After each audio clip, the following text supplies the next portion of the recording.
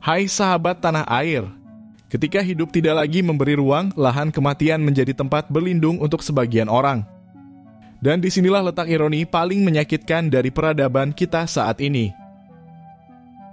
Bahwa saat mereka yang telah tiada bisa memiliki tempat tinggal yang sudah pasti, mereka yang masih hidup justru terjebak dalam ketidakpastian akan hunian. Bagi banyak dari kita, tinggal di pemakaman terdengar seperti sebuah mimpi buruk. Dan boleh jadi dianggap sebagai titik terendah dalam hidup. Tetapi bagi ribuan keluarga di Manila, itu adalah satu-satunya realitas yang paling memungkinkan bagi mereka. Realita ini terjadi di Manila North Chumtree, sebuah komplek pemakaman kelas atas di jantung kota yang didirikan sejak tahun 1904. Disinilah para mantan presiden pahlawan nasional dan tokoh elit Filipina dimakamkan. Lengkap dengan mausoleum marmer, patung malaikat, serta nisan-nisan mewah.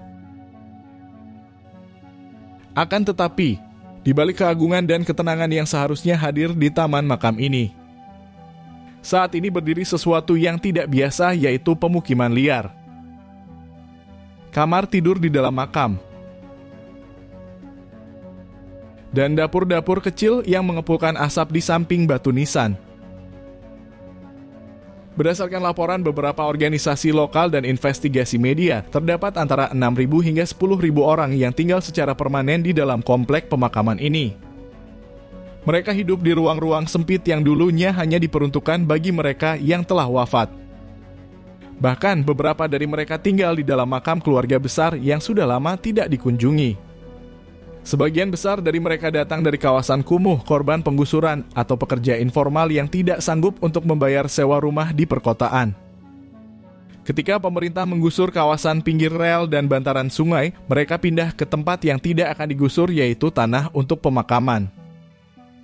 Dengan kehadiran mereka di area pemakaman ini, bukan lagi sekedar tempat tinggal darurat, ia telah berubah menjadi sebuah dunia kecil dengan iramanya sendiri.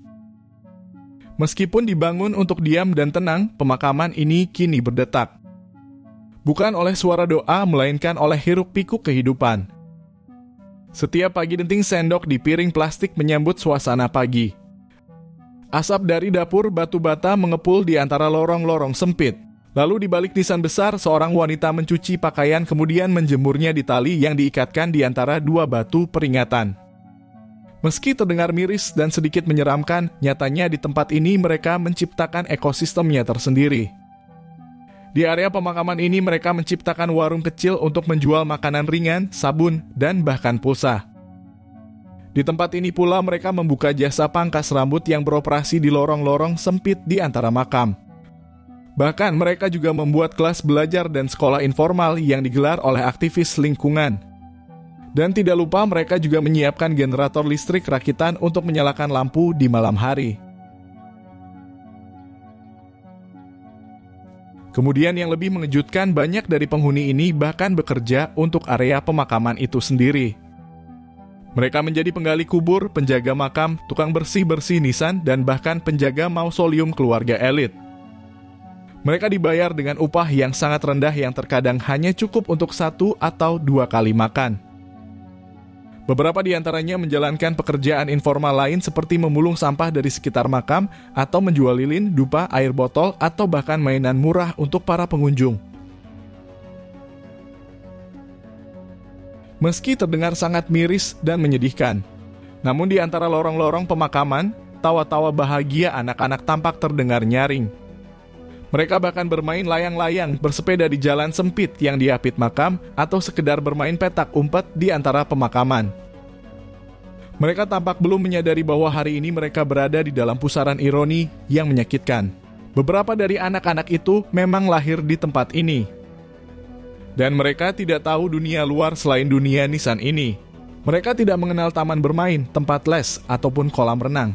Yang mereka pahami hanyalah batu nisan, bau dupa, dan suasana yang seharusnya sunyi tapi kini penuh hiruk-pikuk kehidupan. Jika ada tempat yang bisa menggambarkan ketimpangan sosial secara fisik dan harfiah, maka Manila North Chumtree adalah salah satunya.